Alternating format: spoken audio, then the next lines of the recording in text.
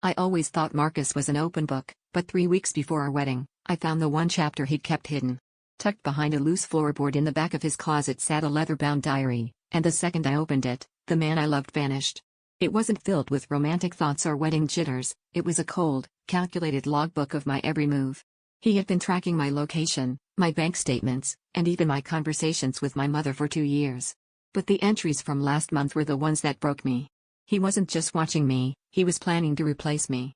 He'd been auditioning my own maid of honor to take my place after the wedding, detailing how they'd wait until he secured my inheritance before making their move. They laughed at me in those pages, mocking my trust while I was in the next room picking out flower arrangements. I didn't scream, and I didn't cry. Instead, I took photos of every single page and waited. At the rehearsal dinner, in front of both our families, I didn't give a toast.